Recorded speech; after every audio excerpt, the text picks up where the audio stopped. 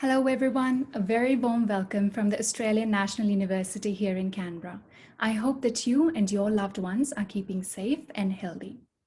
I'd like to begin by acknowledging the Ngunnawal and Ngambri people who are the traditional owners of the land where ANU is located and where we are broadcasting to you today from. And I pay my respects to their elders past and present. Many of you are joining us from various parts of Australia, India, and the globe. And I would also like to acknowledge the traditional owners of all those lands and pay my respects to their elders, past and present. I am Devishi, a medical student and volunteer for the ANU COVID-19 peer support program. And joining me are my colleagues, Jay Poria, who looks after the international relations and partnerships at the ANU College of Health and Medicine, and Dr. Pinky Dharmshaktu, who is an associate medical director at Merck Healthcare and also a volunteer with this program. So introducing our speaker and the topic of the webinar today.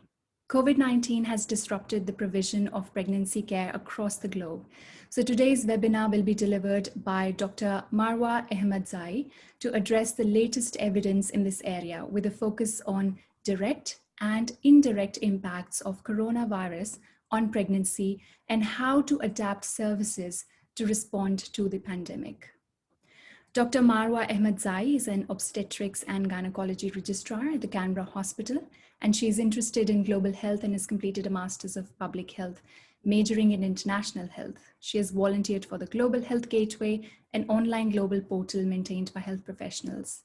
She has also written public health commentaries on women health issues for publications, which includes The Guardian and Politic. And she currently represents the junior doctor body on the Canberra Region Medical Education Council Education Committee and the Council of Doctors in Training. I'd also like to welcome our esteemed panelists, Dr. Sunita Verma, who is a renowned gynecologist and obstetrician at Fortis Healthcare, Delhi, India. Dr. Farah Saitna, who is a specialist obstetrician and gynecologist at the Centenary Hospital for Women and Children in Canberra, and Dr. Nisha Khote, who is the former clinical director of obstetrics at Western Health. It is our great pleasure to have you all here today. With this, let's begin the webinar itself. And I'll share my slides and pass it over to you, Dr. Marwa. Thank you, Devashi. Thank you to everyone who is joining us on tonight's webinar. And thank you in particular to our three esteemed expert panelists for your valuable time and your valuable insights on this is an important topic, and I think one that many of us will find beneficial, I hope, working in women's healthcare, but also in broader healthcare as well. The webinar comes at a very important time where we're seeing a surge in Delta coronavirus cases across the globe. And so, next slide, Devashi. I'd like to first of all acknowledge everyone that we have lost as part of this coronavirus pandemic, and pay my respects to everyone who is still affected. Next slide. We're going to get straight into this webinar with a question. The idea is that this will be quite interactive and to try and get you thinking about certain topics in women's health. So the first slide, or the first question actually, is thinking about working as a family physician or a general practitioner in an area that is currently undergoing stage 4 lockdown. Picture yourself seeing a pregnant woman who's 20 weeks gestation and who has not yet booked into hospital due to concerns around contracting coronavirus. She has had most of her basic pregnancy screening, including antenatal bloods, first trimester screen, and a morphology scan. What advice would you give her regarding diabetes screening? So you can see a few options. The first is to order a 2-hour oral glucose tolerance test as per the Australian Diabetes and Pregnancy Guidelines. The second is ordering a fasting blood glucose at 24 to 28 weeks, starting her on capillary blood glucose monitoring from now, or delaying the glucose tolerance test until after lockdown. What I'd like you to do is just select the answer that you think is the most appropriate, and we'll see what you come up with. You can do that by just pressing the most appropriate response on your screen and then submit.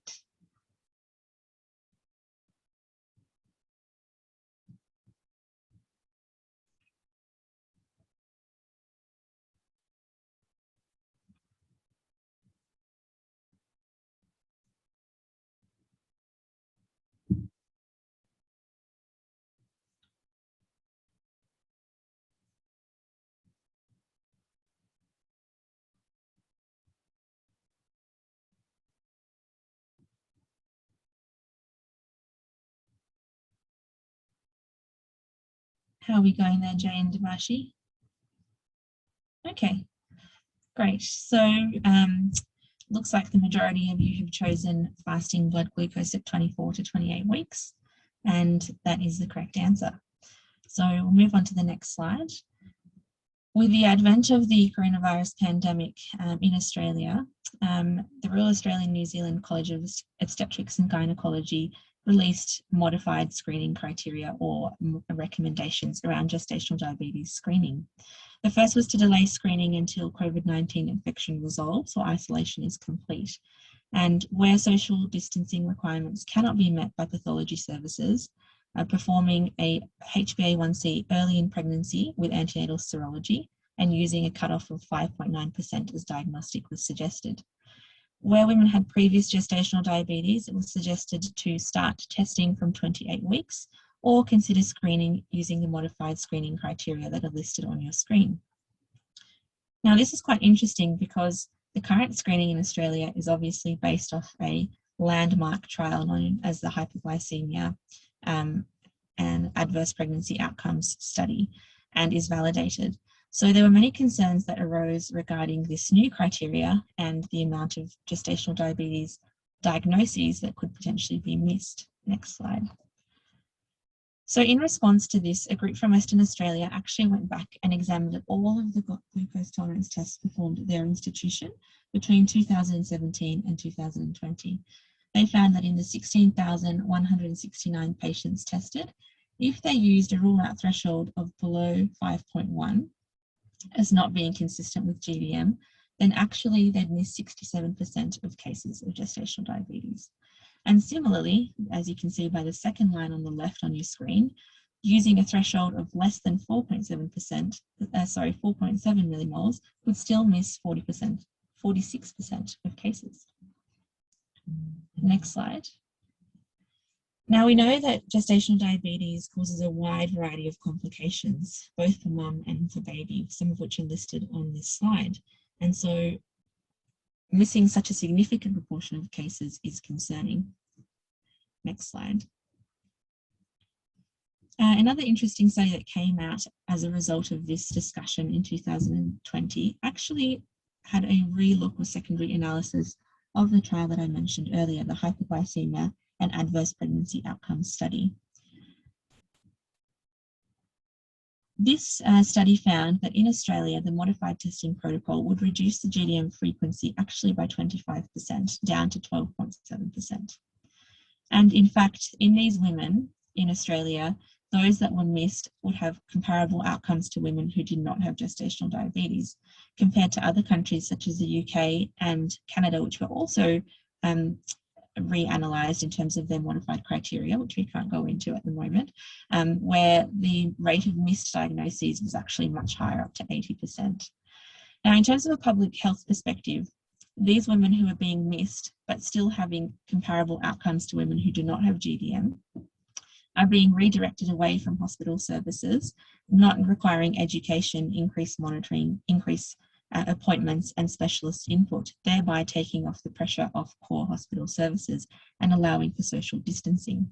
So although we don't know what the outshot will be in the end, this is an interesting perspective on one key issue in pregnancy care. If we move on to the next slide, we'll delve deeper into some of the other issues. We know that the physiological changes of pregnancy in terms of respiratory function, cardiovascular function, immune function, and the coagulation system all provide a unique breeding ground for severe COVID-19 infection in pregnancy. We also know that most women who do contract COVID-19 reassuringly experience mild to moderate symptoms.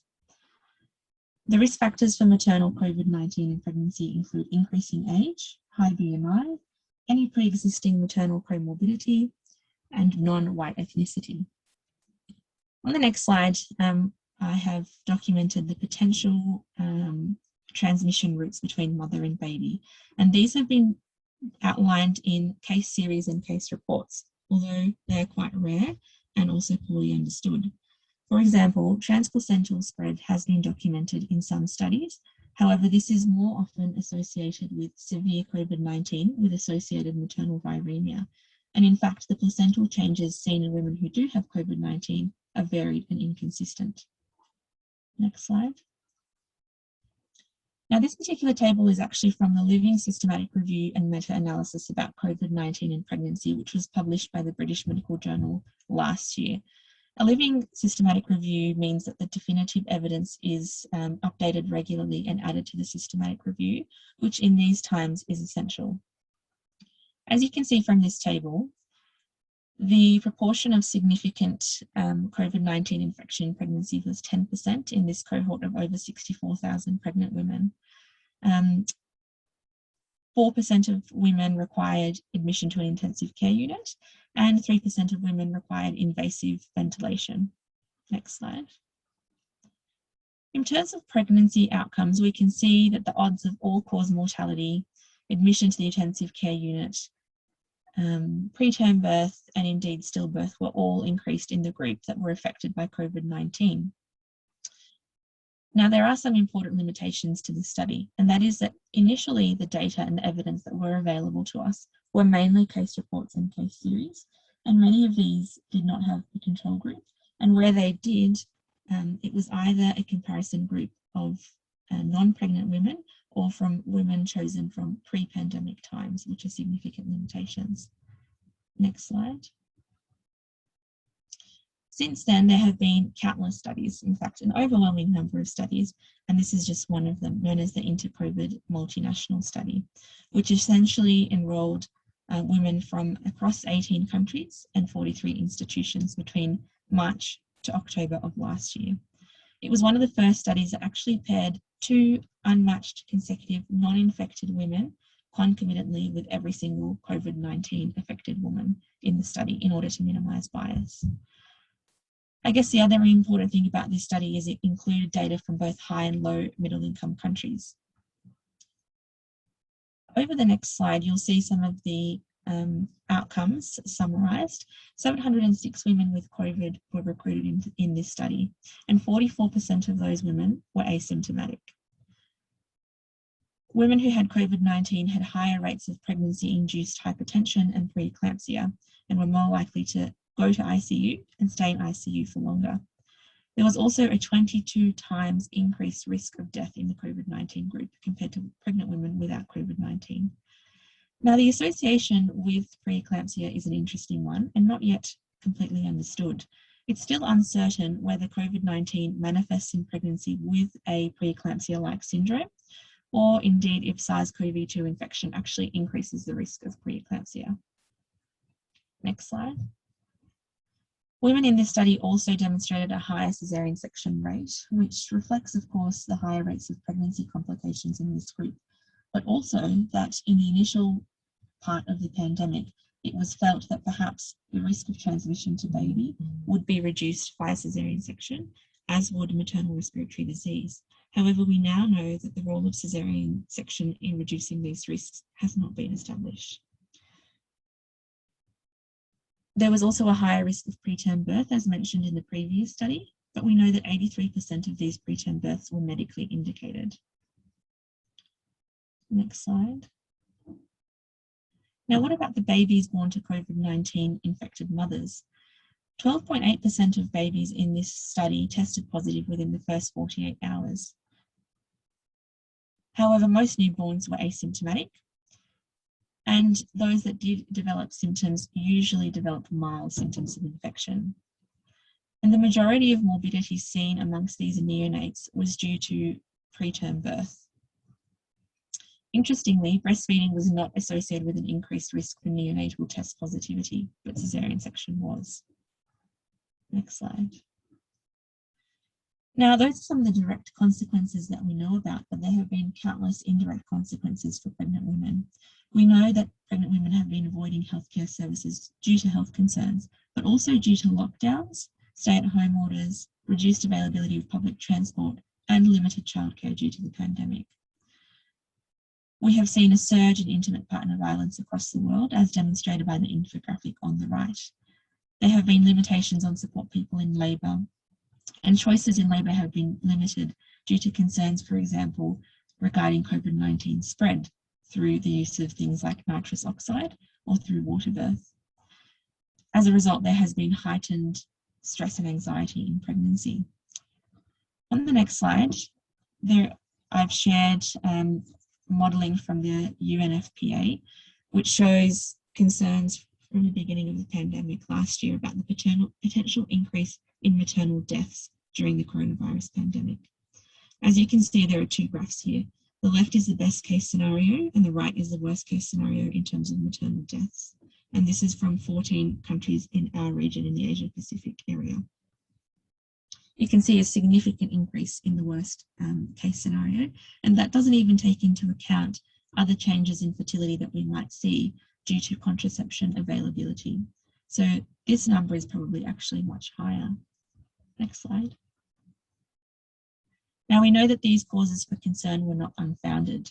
This is data from another study that I'm sharing in particular to highlight a few things. Many of the same outcomes that we've already discussed, but you can see that there was a 28% increase in stillbirths amongst COVID-19 affected mothers, a 37% increase in maternal deaths, and women who had an ectopic pregnancy were 5.8 times more likely to have surgical management than outside of pandemic times, and also to have much higher EPDS scores, which is essentially looking for signs of perinatal depression and stress. And you can see that there are significant disparities between high and middle income countries for many of those outcomes. Now, the reason why stillbirth increases amongst COVID-19 infected mothers is still not well understood. Critical illness might account for some of these stillbirths, and some stillbirths might be related to the disruptions in care that we've already discussed. Next. This is also data regarding the impact of COVID-19 lockdown on women who don't have COVID-19 and who had intentions of breastfeeding. And you can see there is significant reduction in breastfeeding across the board. So 69.4% of women breastfeeding at discharge compared to 97.7% amongst the control group. And at the 90-day or 3-month interval, only 31% of these women were breastfeeding compared to 70%. And all of these changes are statistically significant. Next slide. Our health services have also been significantly battered. Most health services have had to restructure quite rapidly.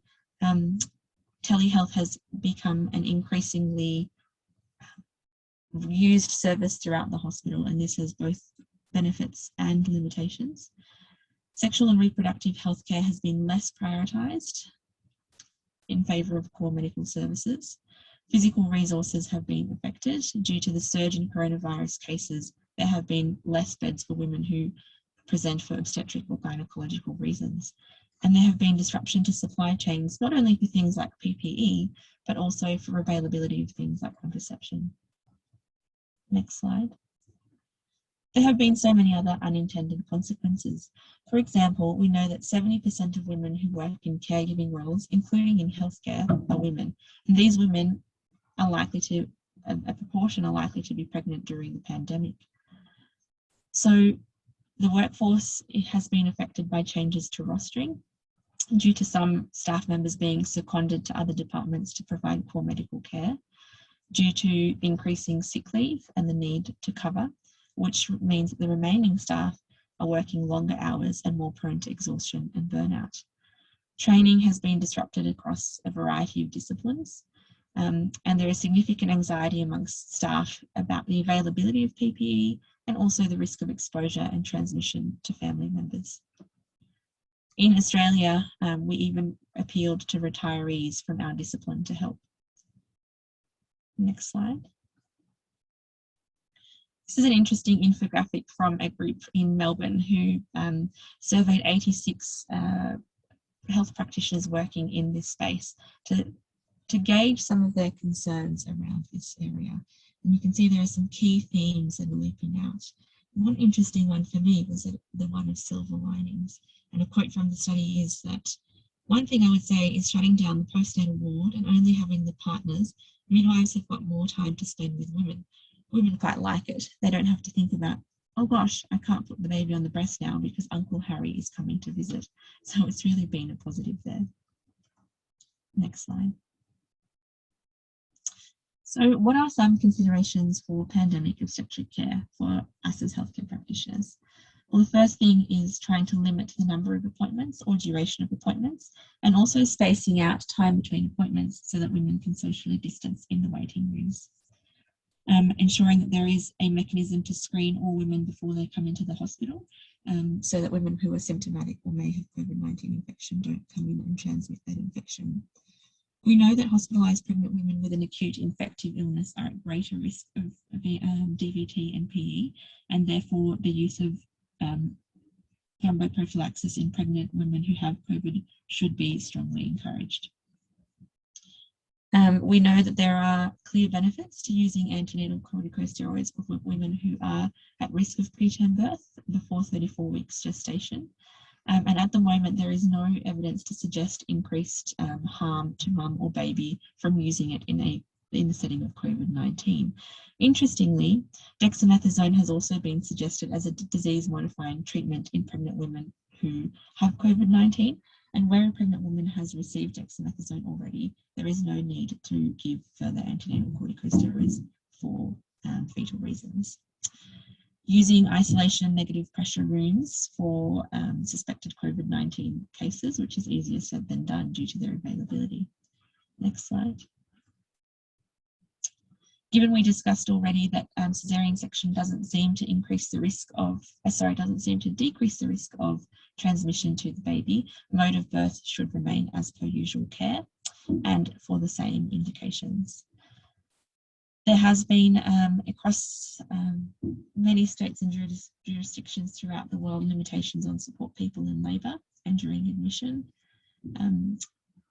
There is varying thoughts around the use of continuous fetal monitoring and whether it should be done, but certainly many case studies have demonstrated fetal distress, and therefore it should be a consideration in mums who have COVID-19. Regional anaesthesia should be encouraged, and the reason for this is that should a woman need an emergency caesarean section, and a general anaesthetic would not only be incredibly difficult, but donning and doffing for that would be a significant time wasted. Consider aerosol generating procedures as we've already discussed, perform delayed cord clamping as we usually do, encourage skin-to-skin contact, and breastfeeding. Now we know that potential transmission through breastfeeding requires infant exposure to infectious breast milk and infant infection via the oral or gastrointestinal route. It's actually difficult to differentiate when babies do contract COVID-19, whether that was actually from breast milk or from horizontal transmission. SARS-CoV-2 infection is actually rarely being detected in breast milk, and usually when it is detected, it is only transient. And so the majority of evidence indicates towards continuing breastfeeding and encouraging grooming in. Next slide. Many of these recommendations that I've summarised are actually available in a variety of clinical guidelines across the globe. I'm sharing this one on the bottom left because it's quite helpful in that it summarises all the guidelines from the UK, from Australia, from the United States, and many other countries, and also talks about contention between different guidelines. So it's a very valuable resource. And on the right, I've shared the coronavirus disease in pregnancy guide for resource limited environments, which is available on the RANSCOG website. Now we'll take a pause and go to another question, just because I've talked a lot about that topic. So moving on to another area that's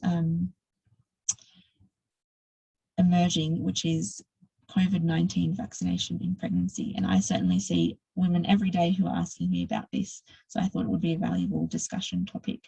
So the case is a 20-year-old woman who is planning pregnancy presents to you for prenatal care. She is concerned about the increasing number of coronavirus cases and seeks advice regarding the vaccine in pregnancy.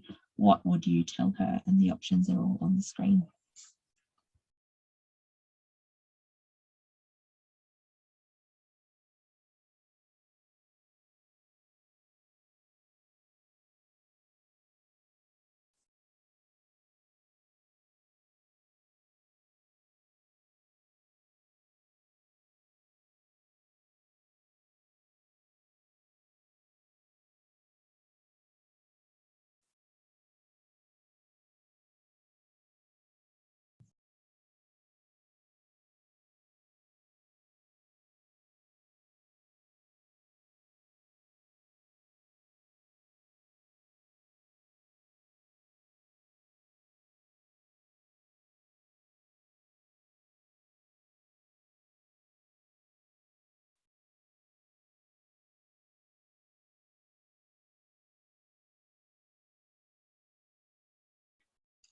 So there seems to be a bit of difference in opinion, which is good, because it generates discussion. So it looks like the majority of people have recommended waiting until after 12 weeks gestation. Now we'll go through what the actual answer is, and hopefully over the next few minutes, some of the reasons why that's the answer. So the correct answer is the COVID-19 vaccine confers benefit for breastfeeding mothers. And so this is a nice segue into the rest of our discussion, which is regarding COVID-19 vaccination in pregnancy. Next slide, thanks, Delashi. So these are, this slide basically demonstrates some of the many headlines that we've seen around this topic, basically to demonstrate that messaging has been confusing. For example, the World Health Organization on January 26th of this year explicitly recommended against vaccination of pregnant women using the Moderna vaccine, except in select circumstances. But this statement was actually revised on January 29th. And included language, for example, pregnant women at high risk of exposure to SARS-CoV-2, such as healthcare workers or people who have comorbidities which add to their risk of severe disease, may be vaccinated in consultation with their healthcare provider. So it's no wonder that many women come to us confused and seeking advice. Next slide. Now, what is some of the reasons why the messaging has been confusing? Well, to start off with, pregnant women have been excluded from clinical and pharmacological trials historically, but also for the COVID-19 vaccine trials as well. That's for a variety of reasons, including ethical concerns about potential fetal exposure and liability, and also complex regulations surrounding pharmaceutical companies. But given continued advocacy by obstetric societies across the globe, some significant changes have been made, which we'll come to. The other important point to raise is that data from animal studies of the initial phases of the trials for both Moderna and Pfizer demonstrated that there were no adverse effects on reproduction at all in rats. Now, going back to my previous point about pregnant women being excluded from vaccine trials, on the right I've screenshotted a study from May of 2020. And at that time, only 1.7% of COVID research was related to pregnancy, and there were only 3 interventional trials in the world that involved pregnant women. And this demonstrates a significant knowledge gap. Next slide. Now, despite the fact that pregnant women were excluded from trials, some pregnant women actually either became pregnant during clinical trials or were inadvertently pregnant initially and were missed through pregnancy testing initially. Now, what you can see is that these are the results from all 3 major trials, and there were pregnant women in each of them. And there was no significant difference in the rate of accidental pregnancies in these groups compared to controls, which many used as evidence to indicate that vaccines do not prevent pregnancy in humans.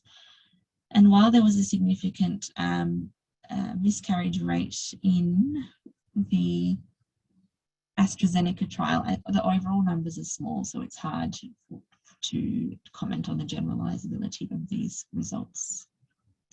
Next slide. The other reassuring thing that we can tell our women is that there is actually no biological reason why an mRNA vaccine would be concerning to take in pregnancy.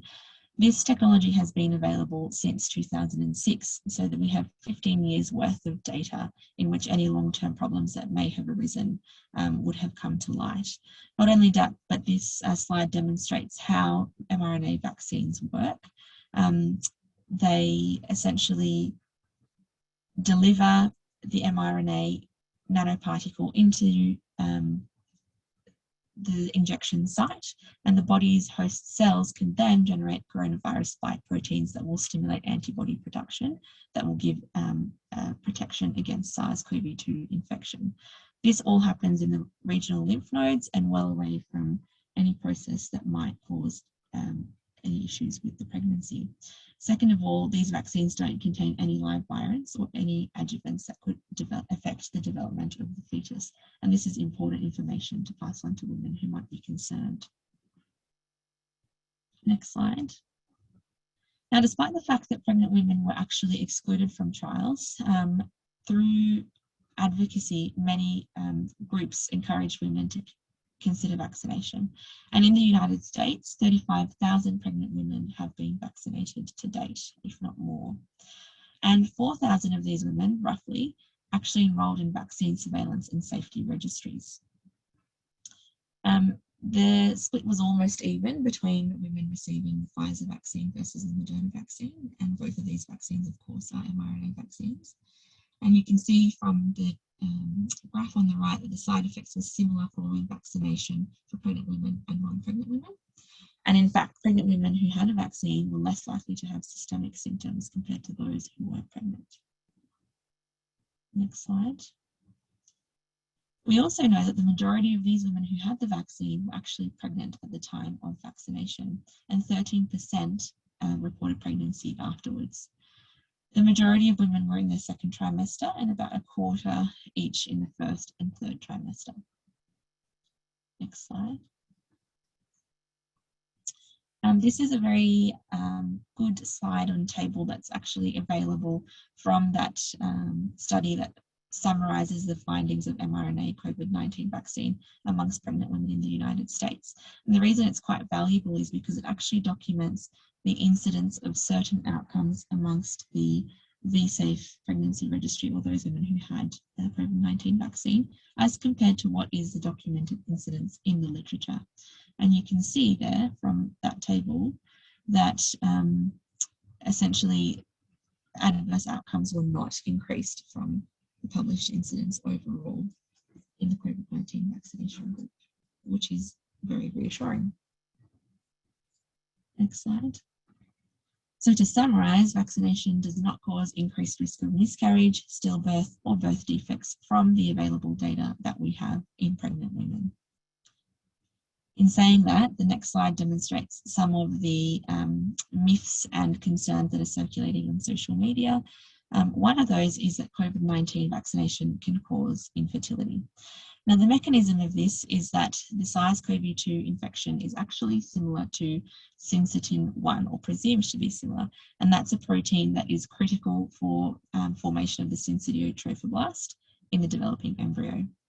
So, hypothetically, if there is cross-reactivity between these two proteins, this could affect the developing trophoblast and therefore prevent a pregnancy from implanting, and that's the concern regarding infertility.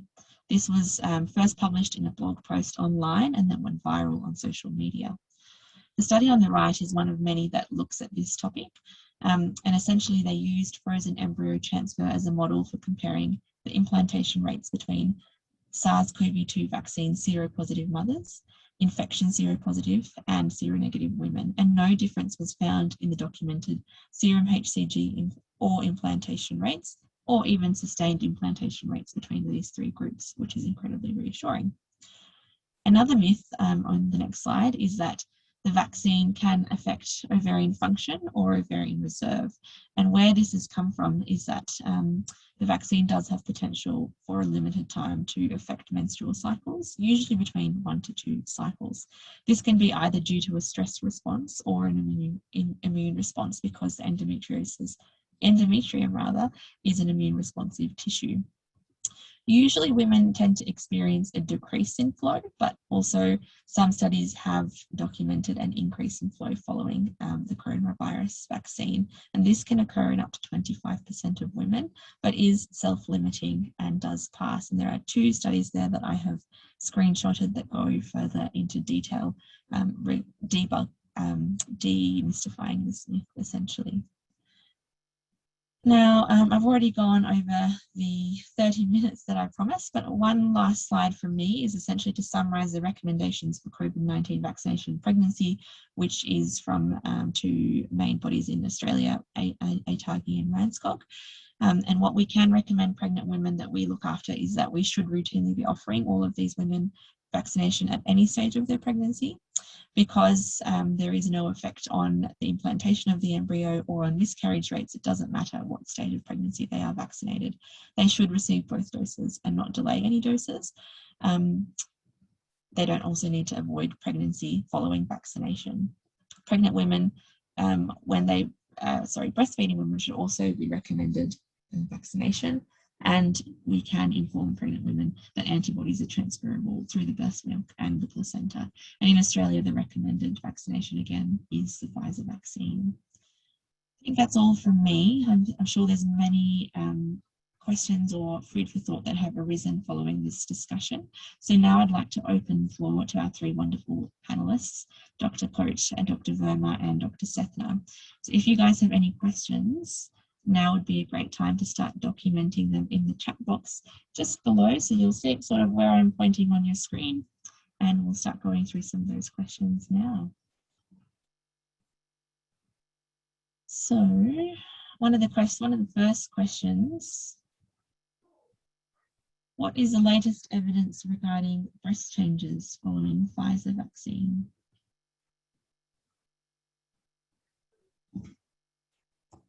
Does anyone want to take that question?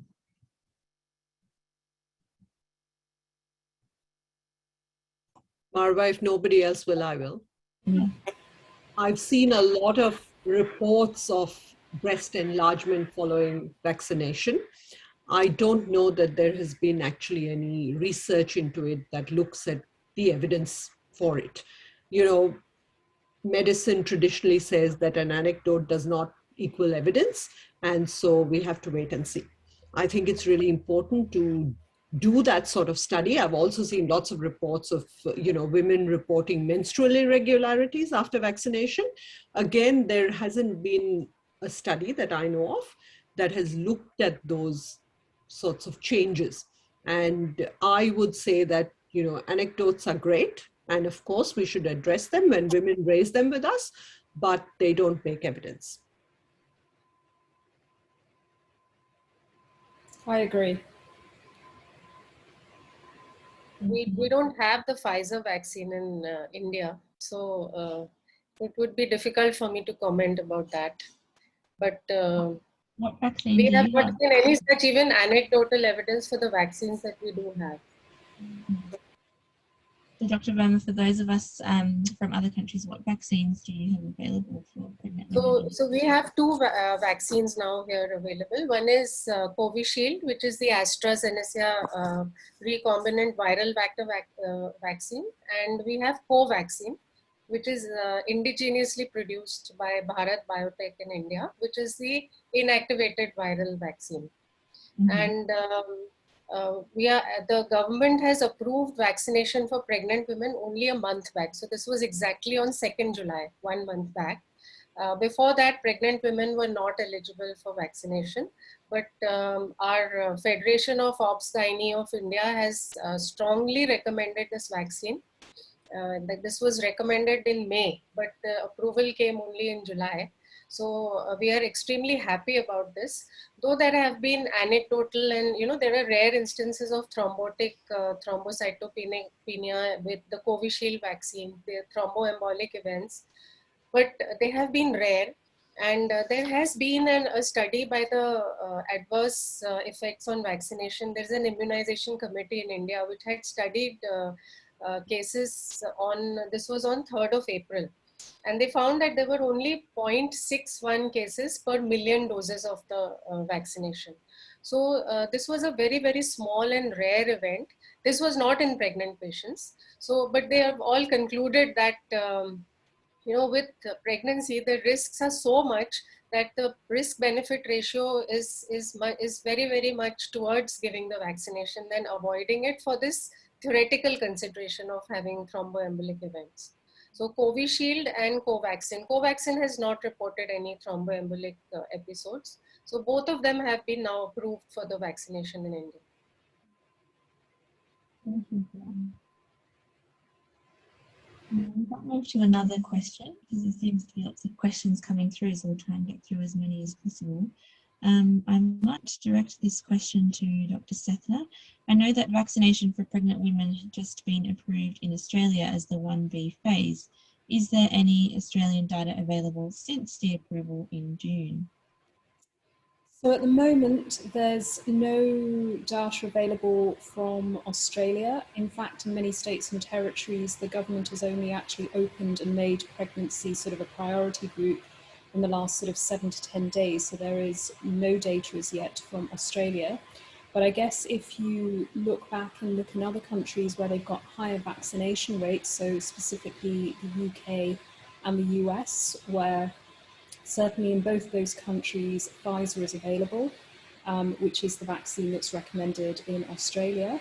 And certainly in the UK as well, they've had a number of their women who've been vaccinated with AstraZeneca, which is not available in the States. They have actually found that women who do get COVID vaccination, so firstly, if you're pregnant, you're not more likely to catch COVID compared to sort of a non-pregnant individual. But what they have found is that if they do get COVID and they happen to be pregnant, a lot of them are still asymptomatic, but if they do become unwell, and especially for them in the third trimester, they do significantly worse if they have been unvaccinated as opposed to vaccinated. So there is certainly a big push in the UK and the US for vaccination. And in the UK, they're actually linking all of their data from birth outcomes and vaccination studies, and there has been no detrimental effects just because you're pregnant as opposed to not being pregnant. So the real clear messaging is vaccinate. Thank you. Anyone else want to add anything to that? Marwa, I will just add that there is so much misinformation out there that it's really difficult for women who are trying to do the right thing. In my practice, I actually don't see the sort of traditional anti-vax kind of thing. What I see is hesitancy, and that's understandable because, of course, women want to do the right thing by their babies, by their pregnancy. And so I think as healthcare professionals, if we are not able to give a clear and consistent message, that just muddies the waters for women. And so when we talk to women, we have to be very clear and consistent in the information that we give to women. We have to address their concerns. We must listen to them. We must acknowledge that they are genuinely worried about what the long-term effects of the vaccine might be, and that we can't give them that information because we don't have it. I think when we are honest about what we know and what we don't know, we address women's concerns and we acknowledge that they have genuine concerns, then they are more likely to go away with a degree of confidence to say, yes, I'll have the vaccine. Thank you, Dr. Posh.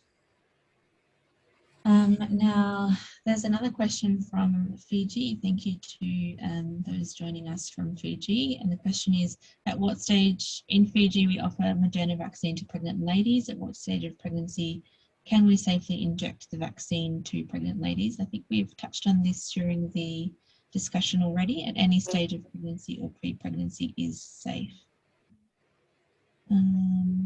I will just add, Marwa, that the concern is that if you get a fever in the first trimester, a really high fever, then that is something that can affect pregnancy. And so, you know, women are rightly worried about that, and we should acknowledge that, and we should give women the tools to be able to avoid fever in pregnancy in that early stage in the first trimester if they have the vaccine. So when we kind of say that it's all right to have in every trimester, we are sort of being dismissive. Whereas actually, if we break it up and say in the first trimester, this particular side effect is the one that you should be concerned about. Here's what you can do about it. Actually, in the second trimester and the third trimester, this doesn't make a huge difference. Then women will go away feeling that actually the doctor has heard me and she's addressed my concerns. She or he has addressed my concerns specifically about what the risks might be. So Mara, I'll just actually add that in Australia, there's actually a very good decision aid produced by the Australian government, which goes through sort of risks benefits for these families. It also talks in detail about side effects and how to sort of manage side effects. The RCOG in the UK have also got very good patient information leaflets and little videos on vaccination and benefits and side effects that you can direct concerned individuals to. Thank you, that's very valuable. Where can practitioners access those decision aids? I'd just like to add that even in India, we are, there is a lot of vaccine hesitancy.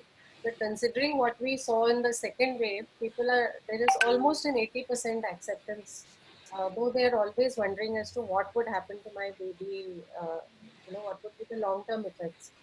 But we counsel them to try to finish their vaccination schedule by 28 weeks. So in India, the Covishield vaccine is given at an interval of 12 weeks. So the first dose is given, at whatever time of pregnancy, and then 3 months later, that would be the second dose. So at keeping this in mind, and because we have a central registration for the vaccination, sometimes because we don't want to lose patients getting vaccinated, here in India, a lot of the rural population does not come for regular visits. So we try to catch them as whenever they can, even if it is the first trimester, because we want them to finish it before they are into the third trimester. So, there's a lot of logistic problems to this. If I may just add one other thing, the only other thing to be aware of is when you're actually vaccinating these women is also to think of timing of vaccinating them with sort of Fluvax or Boostrix. So you do need to sort of be quite cognizant of that, because you need at least 2 weeks after any other vaccine before you vaccinate them. So certainly in Australia at the moment, they're still on a 3-week schedule for their COVID vaccine. So you just sometimes might have to push out a Boostrix vaccine for whooping cough a little bit later.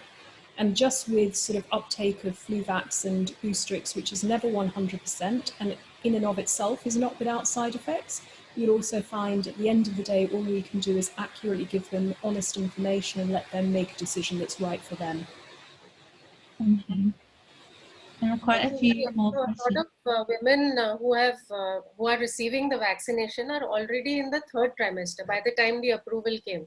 So it's very difficult sometimes for us to manage all the vaccinations, the influenza, the Boostrix, and the COVID vaccination. So we have to kind of juggle all these, and this is only possible in the private sector. In the government sector, we're still not able to do it efficiently. There's another interesting question. Can we give remdesivir or tocilizumab and therapeutic anticoagulation in severe COVID women who are intubated? Don't know if anyone would like to respond to that question.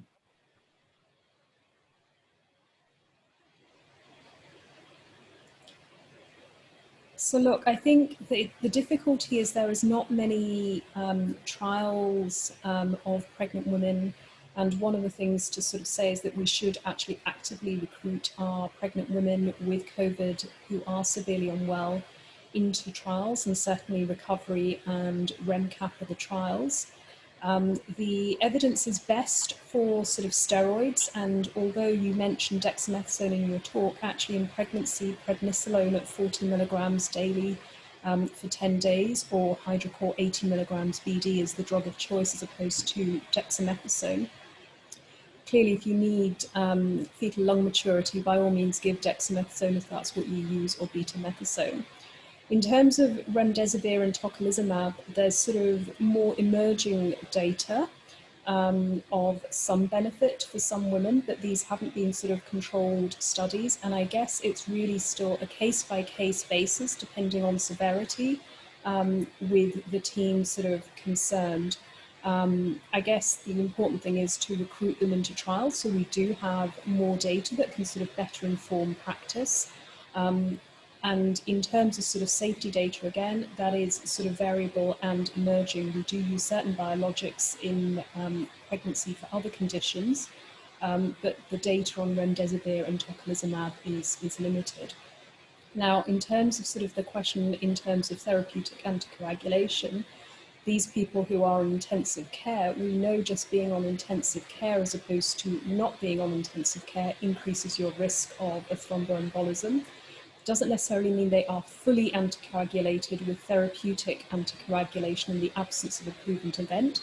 They certainly should have mechanical means of reducing their risk of a venous thromboembolic event, and providing their blood picture permits and renal function sort of permits, they should be considered to have anticoagulation at a prophylactic dose for sure.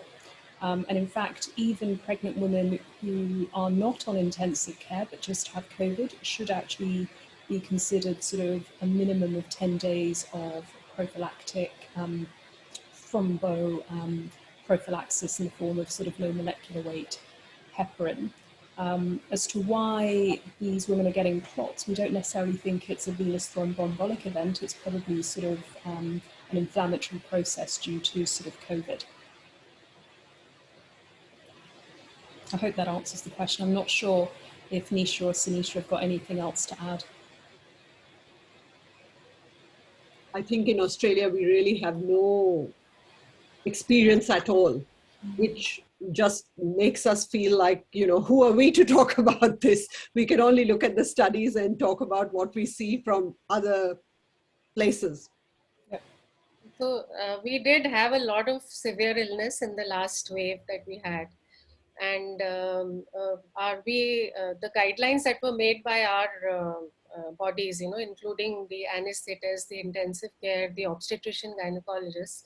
So considering all the evidence that is available, remdesivir was indicated in pregnant women in the early phase of severe disease, which means in the first 10 days of disease.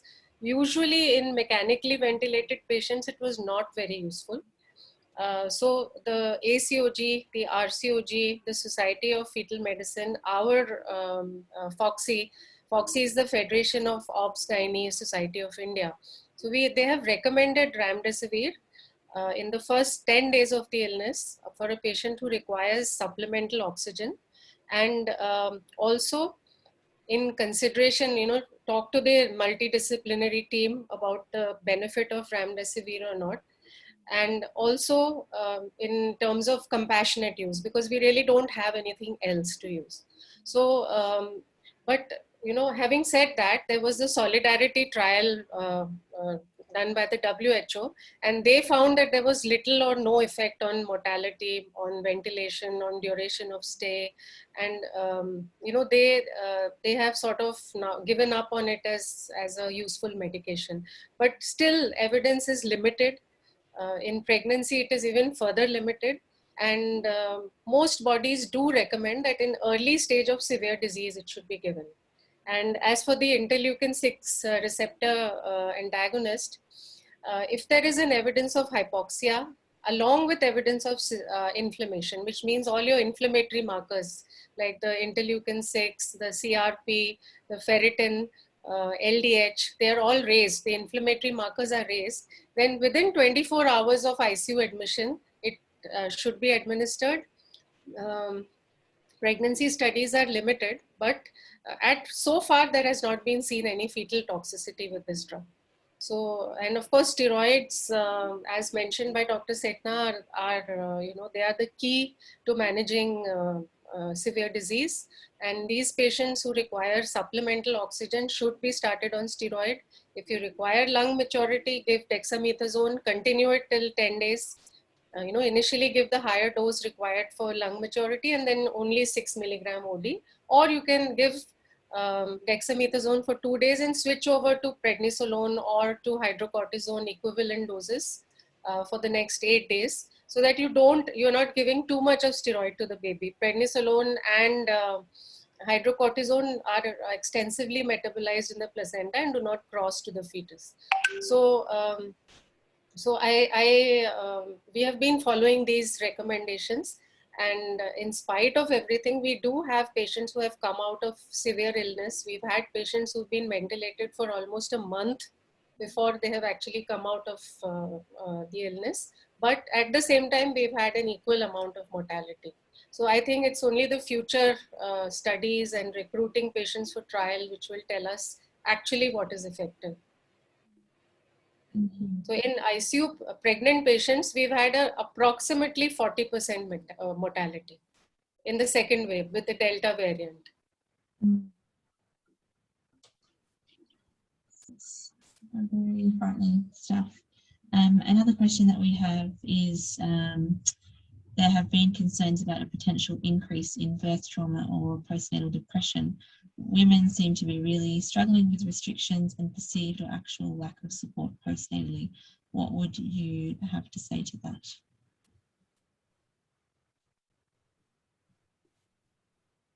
I think if you sort of look at the UK and the US experience, where they really did limit access of support intrapartum, these women have struggled and continue to struggle. I think they've learnt from that, and now if you read their more recent sort of guidelines and advice and lobbying of sort of hospitals, they are certainly looking to sort of support women better when they attend for appointments, scans, and childbirth. Certainly there were some pretty awful stories coming out of the UK of even women who, having stillbirths, were having to birth alone, and and partners sort of supporting them if they were on a ground floor from the window outside. It was pretty horrific. I'm not sure how we're ever going to sort of go back and be able to sort of better support these women, because the other consequence of lockdown is sort of access to sort of psychologists, sort of perinatal mental health services has been sort of reduced. Hopefully with telemedicine that has sort of somewhat improved. I'd be interested to sort of hear other people's experiences, especially where they've had many more sort of women with COVID, as to how they've sort of managed that situation. Dr. Verma or Dr. Court, did you want to speak to that? Interesting, isn't it, that one of the first things that we seem to have an effect on every time there is a crisis is support people and women's health, which says a lot about what we think is important as a society. So as a society, we think that it's okay for women to birth without support people. That says so much about us. It's wrong, and we should all be opposing it. Yeah, so we've had a similar experience here. In the public sector, in government hospitals, no birth attendant is allowed. So, it's a sad state of affairs, but it is what it is. In the private sector, yes, we used to, in the pre-COVID area, a birth attendant, a birthing partner was always there, which we have not been able to do in the COVID times. But yes, in my hospital, I'm pushing for it. I'm pushing for having an attendant present. It's interesting that with the recent outbreak in Sydney, one of the first things that happened was that birthing partners were the ones who were told that they couldn't be there. And there was an outcry, rightfully so, because we know from the experience from the UK, from America, that this doesn't help, and it actually leads to a whole host of problems for women. And of course, we should be advocating for women to have their partners present. So we have an alternative. We have an antenatal and postnatal and intrapartum exercise program, yoga, and it's done online nowadays. So it's very interesting because it helps patients go through their labors, prepares them for labor. And these girls who are running this program, they also give birth support. So in the times of the COVID era, when the birthing attendant, the birthing partner was not allowed to be there. So these girls used to help these patients a lot. So we used to, they would help them with the breathing like a labor coach. So that was like a birthing attendant, but not the birthing partner itself. And of course, our staff, our nurses, they were we would call them the locum birthing partners, because the partner couldn't be there. So, but they were very supportive and helpful to the patients. Sunita, you actually make a very valuable point, because at the start of the pandemic, when everything sort of changed in terms of rostering, one of the other things to be cut was sort of childbirth education and parent craft education. So all of these things that would sort of help prepare them to mitigate the risk of birth trauma, things like sort of perineal massage, antenatal expressing, how they're feeling, what to expect. All of these things were sort of overnight removed from part of their routine antenatal care. And it took many organizations, including ours, a while to sort of get familiar with sort of delivering this in an online format. I think lactation counseling has suffered to maximum, because patients do have a lot of difficulties with breastfeeding even after discharge. It takes them about 2 or 3 weeks to actually get into the groove, and this is not really very well done in online consultations.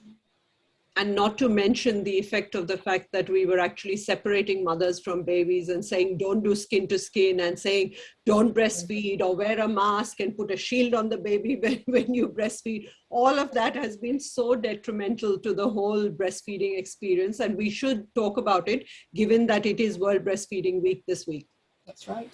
And in very severely ill patients, so we've had a few patients who were on ventilator and they slowly recovered. But by the time they recovered, their baby was 2 months old and they were really not able to give them any breastfeed at all. So we are even looking at relactation, trying to induce lactation in these patients medically.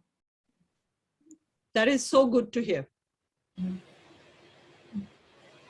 Good, thank you for that, all three of you. There's an interesting question as well here. So many of my pregnant patients want to be vaccinated, but I cannot source it for them. Any advice on when it may be available here and the best pathways for access? Do we nominate pregnancy as a medical condition? So I believe this participant is from Australia, and it sounds like this is from a primary healthcare setting. Well, in Australia, pregnancy is a 1B priority, and so it is a medical condition. What I would say is that if you have a particular woman who has any additional medical condition, and in Australia that would be BMI over 40, any pre-existing medical disorders like type 2 diabetes or chronic hypertension or other autoimmune conditions, that would put this woman within the priority risk, within the priority group. And so use all the priority groups that you can tick off to get your woman the vaccine. But in terms of sort of sourcing it for them, unfortunately, there are no sort of tricks. The women just have to go through the government booking website. And certainly the recommendation in pregnancy in Australia is still only for Pfizer and not for AstraZeneca, because I've had a few women come forward and say, well, I'm happy to have AstraZeneca. And I've had to sort of say that in Australia, our recommendation is in pregnancy is only for Pfizer. So no, just keep trying that government website and hope more vaccine supply becomes available.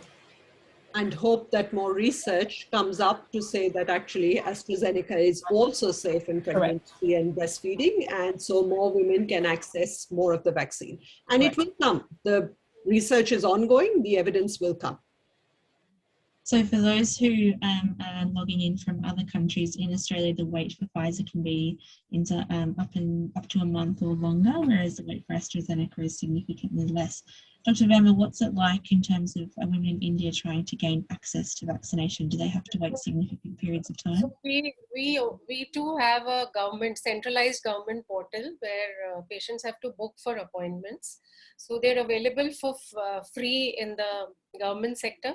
And on payment, the payment is not much. So it would work out to around 16 American dollars for Covaxin and about $10 for Covishield, which is the AstraZeneca vaccine.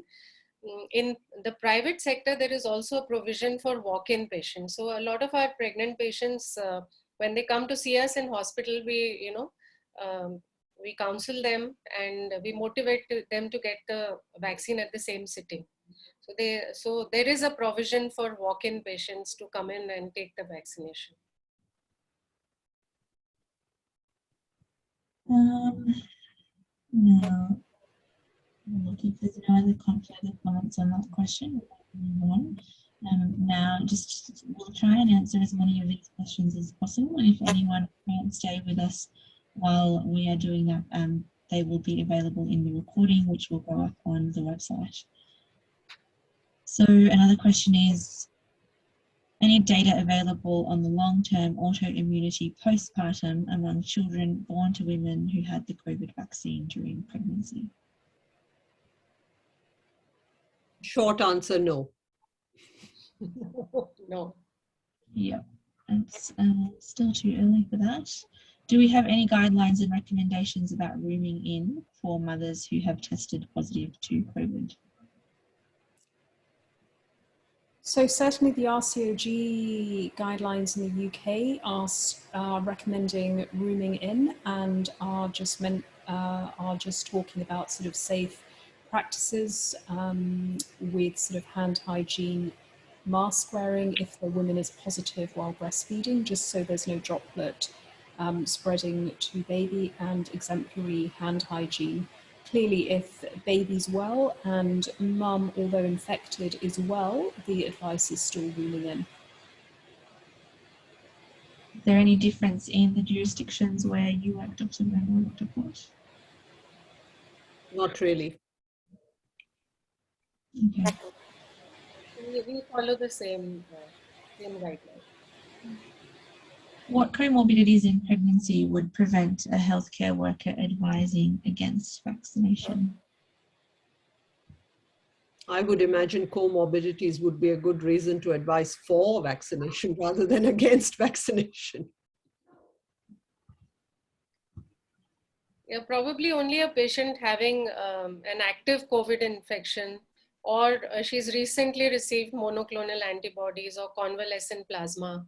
So in any case, with if a patient has had a COVID infection in pregnancy, we would like to wait for at least 3 months before, 3 to 6 months is the recommendation before we give her advised vaccination.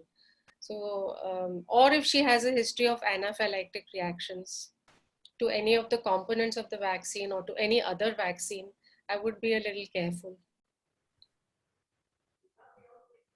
Otherwise, I think there's no, these are all temporary indications to withhold vaccine. I don't think there's any major permanent reason to withhold a vaccine. I guess the only thing we don't know, if you're thinking of women with medical comorbidities, are those who are immunosuppressed and sort of transplant patients, as to what their response to vaccination is. And that is still a sort of question mark, and watch this space. And whether they're going to be recommended sort of mixed vaccinations in the future or a booster dose at some point. I think that's still to be determined. So even, I think even though they don't have an adequate immune response, It's they'll probably need more vaccination rather than no vaccination. Correct. There's another question here. How do you convince women from rural areas to accept vaccines, especially regarding myths around vaccinations? I know we've touched on a few things, discussing the risk of severe COVID-19 infection in pregnancy, decision aids to help families make decisions, and a variety of information pamphlets available through the various colleges. Does anyone have any other specific advice around that? In terms of Not a one-step thing. It's not something that you are going to achieve at the first appointment or at the first time you discuss this. It's very important to acknowledge that women have genuine concerns and say that, okay, how about you go away, have a think about it, we'll see you in a few weeks, we'll have another discussion. When we acknowledge that, then women go away actually accepting and actually wanting to read what we say, rather than if we say, that's it, I recommend the vaccination, if you don't want to have it, that's your lookout. You know, that sort of thing just puts women offside, isn't it? Whereas if you say, yes, I hear you, I understand that you have concerns, here's the information we currently have, how about you think about it? I would recommend you look at, reliable websites rather than Facebook and Google and things like that, and come back in a few weeks, we'll have another discussion. That leaves it open. That leaves it to the woman to make the decision, rather than the healthcare professional being this, I know everything, I'm telling you to do this, you must do this. So in India, there was a big myth when the second wave came in, because the vaccinations had just started. So people felt that, a lot of people getting COVID were dying because of the vaccination.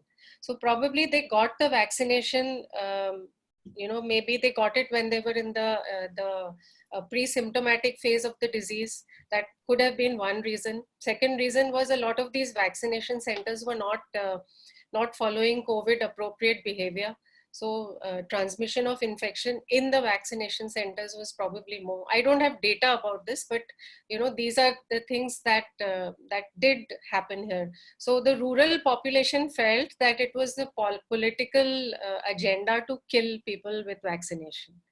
So it's been very difficult trying to convince them that this is not the reason, that the vaccination does not cause severe COVID, and that going for the vaccination is the only protection we have at present.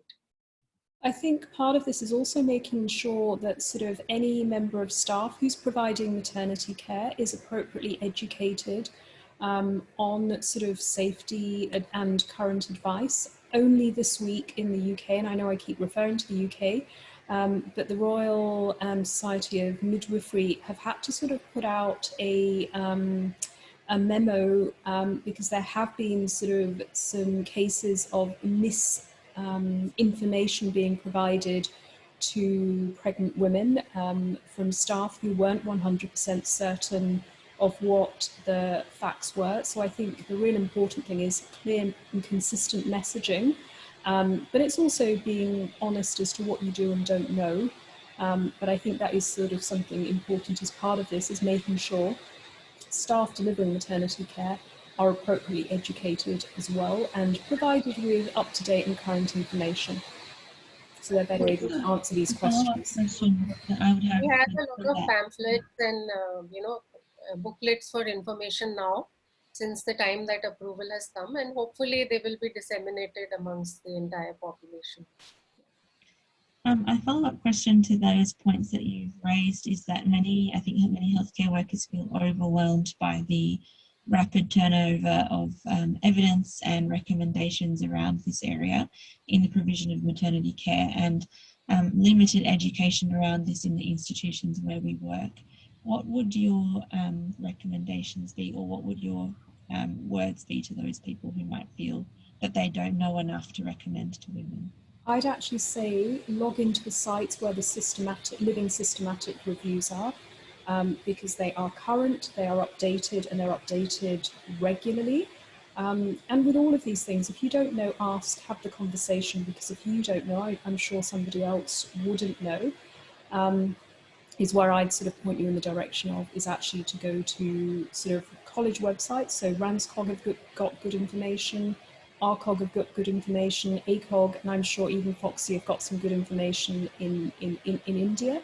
And that's both for sort of health professionals and for patients alike. And if you sort of want more up-to-date information for yourself, I'd say go to the living systematic reviews. Also, don't forget, sort of in the UK, they've also had the confidential inquiry into maternal deaths, and you can also get information from that as well. It is okay to acknowledge that we don't know everything.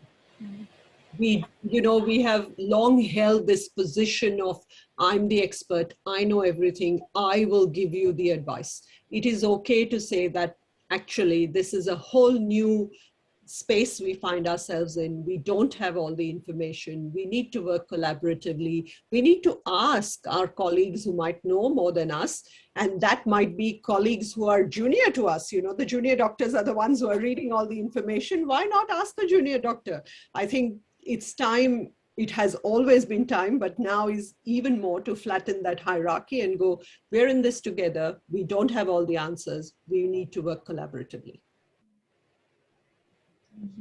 Great. And I think the important point to be shared with people is that we should collect as much data as we can, share it in the amongst people all over the world, so that we can come to some collective decisions as to what is right and what is wrong in managing this disease. Mm-hmm. Right. We might move on to another question. Is there any evidence of increase in side effects from the vaccine amongst pregnant women? I think we touched on this already. I don't think we know, but certainly in my reading, nothing that I've come across that says pregnant women are more prone to side effects than somebody who's not pregnant. I'm not sure if the others have come across some other information that I haven't. No. Okay, thank you. Asymptomatic COVID positive women just as likely to have adverse outcomes as symptomatic COVID positive pregnant women?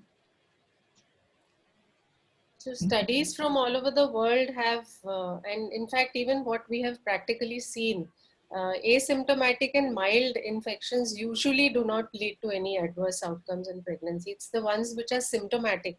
That means they progress to moderate or severe illness, need hospitalization. They are the ones who actually have adverse outcomes. for both the mother and the fetus.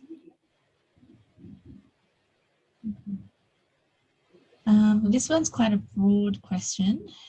So the question is, what are your thoughts on current hospital COVID practices? I guess I'm still in a very blessed position in that we've not really been affected with COVID cases.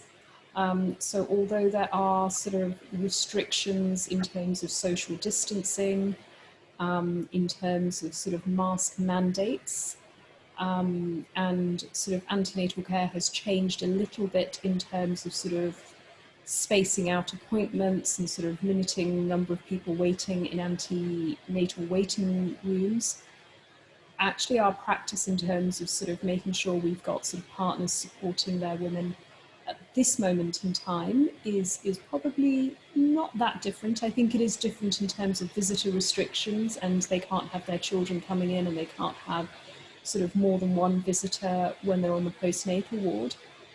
I guess, you know, we're in this together, and it's a pandemic, and these decisions aren't made by ourselves. And I guess there's people with much more wisdom who are looking at the big clinical picture, trying to do the best thing for everybody concerned. And I'm sure we'll make mistakes on the way, but I hope we also learn from those mistakes and rectify them as soon as we're able to. I feel like what causes some discomfort is when different places have different policies. And if there is a uniform policy, then women are, you know, okay, this is what happens across the board in all the hospitals, that's fine. And in Victoria, we faced some of that when we had our wave of infections, and, you know, different healthcare organizations had different policies around visitors and restrictions and who could come and who couldn't come. And that left women feeling like, you know, maybe if I take my booking out of this hospital and go to that hospital instead, then I'll have more support. And that is not a nice place to be for anyone to be, whether it is the healthcare professional who's providing the care or the woman who's getting the care. And so I think when you have uniform policies, then that works. And if we have uniform policies based on evidence, that's even better.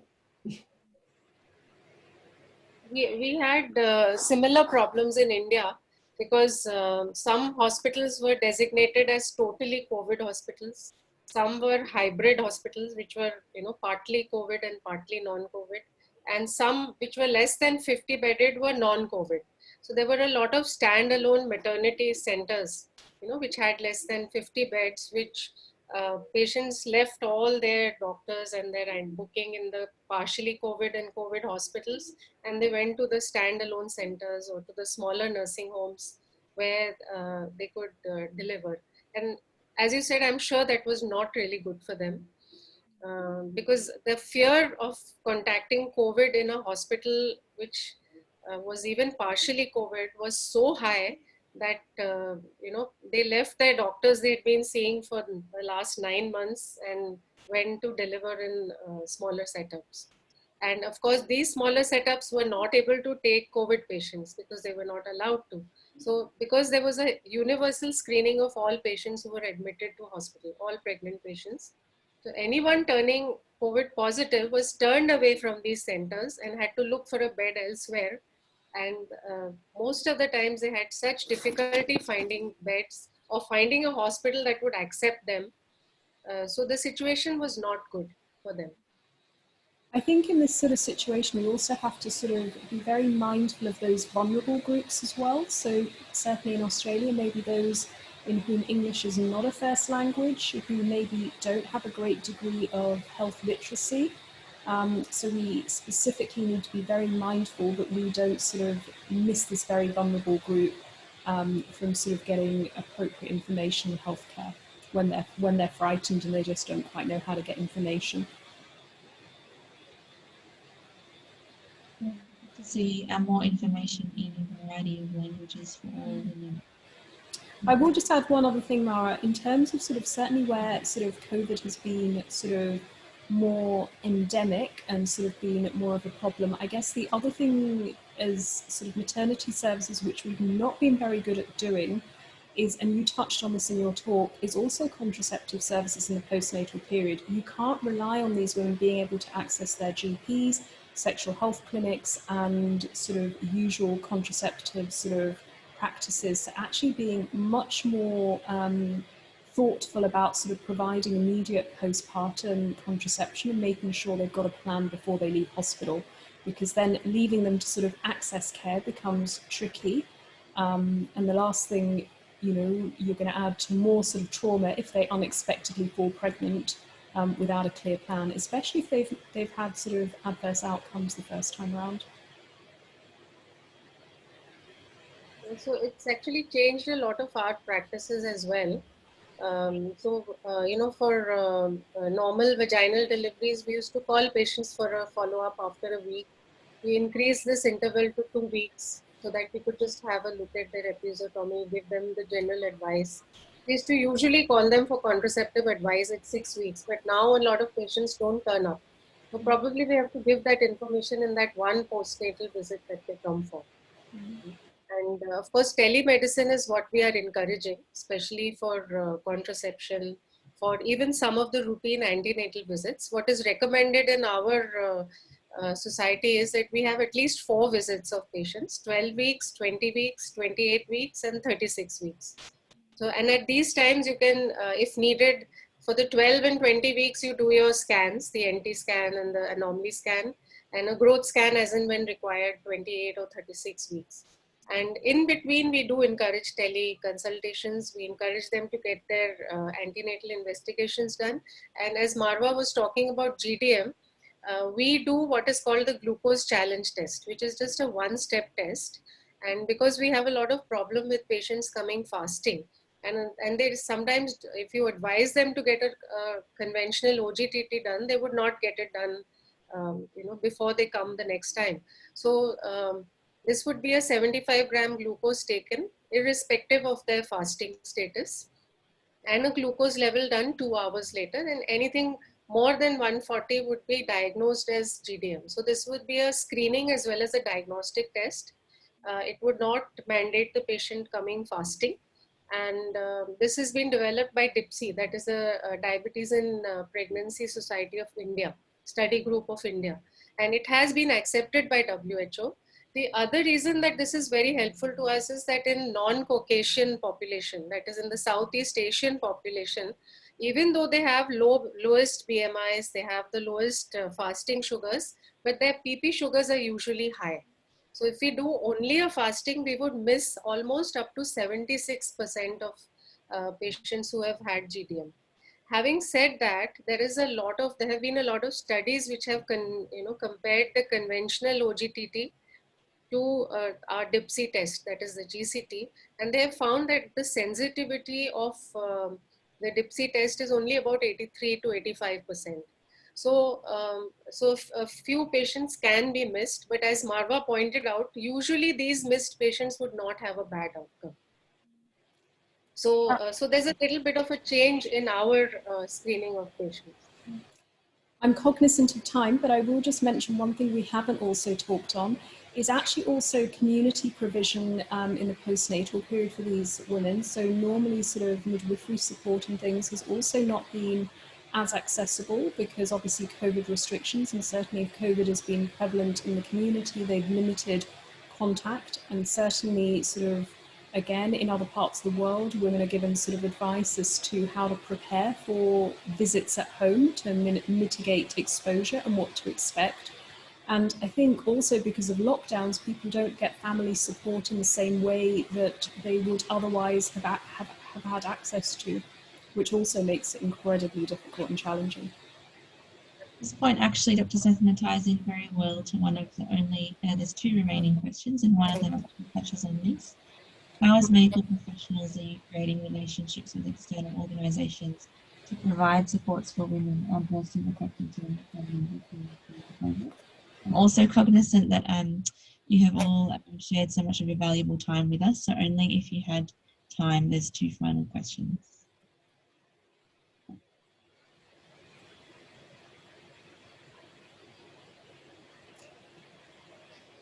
I guess as I say, we've never really been in that position, and I'm not sure what we've got in terms of better provisions externally. But I'd be interested to hear from Sunita, who's probably had much more experience, sadly, in caring for sort of women with COVID, as to what they've sort of done to sort of improve the situation. So, as you all know, in India, the amount of beds that we have is abysmally low. You know, if you look at the public sector, it's just 0.5 beds per thousand population. If you look at the private and public sector combined, it's 1.4 beds per thousand population, which is actually abysmally low. And the ICU beds, if you look at government sector, is only about 25 beds per million population, and it's 68 beds if you combine the government and private beds, which is actually very, very low.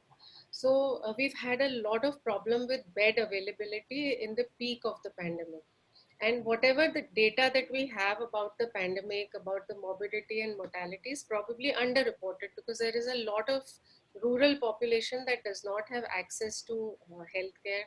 There is the primary health centers where we barely have 12 beds in a primary health center, not equipped with anything close to having oxygen or ventilation. So no access to healthcare has led to a lot of mortality, which is probably not even reported. So I think our government has learned a sad lesson, and you know, the investment in healthcare probably should and will increase in future.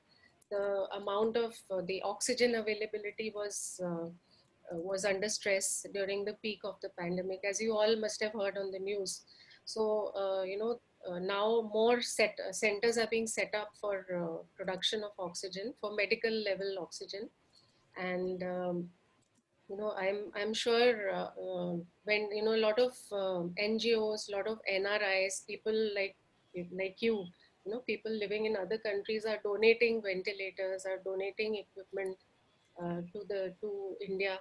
And I'm sure if another wave comes, we will be better prepared. We are expecting another wave because already cases in the state of Kerala have gone up.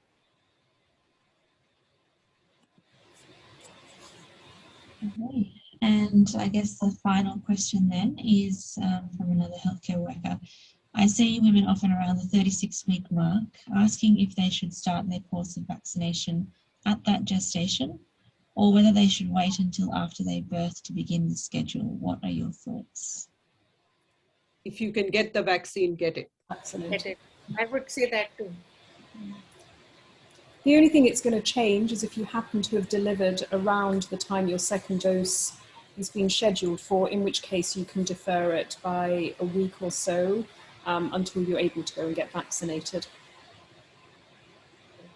I agree. But Marwa, I suppose the reason for that question is that I have heard a couple of my patients say that I went to have the vaccine and I was told that I was 37 weeks and so it's too late, don't bother. And I think that is why some people are getting this impression that actually if you're beyond 37 weeks, you shouldn't have the vaccine. That is wrong. You should have the vaccine whenever you are booked for it, whenever you get it, whenever you can get it. Okay. I think that wraps up the questions that we had. Thank you so much for that discussion. It was very valuable to hear from all of you.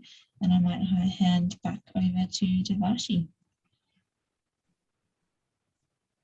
Thank you, Dr. Marwa, Dr. Farah, Dr. Nisha, and Dr. Sunita. That was an excellent panel discussion and an excellent talk. I quite enjoyed it. And I'm sure that most of attendees would have found it quite informative and educational as well. And a final note on the ANU COVID-19 Peer Support Program.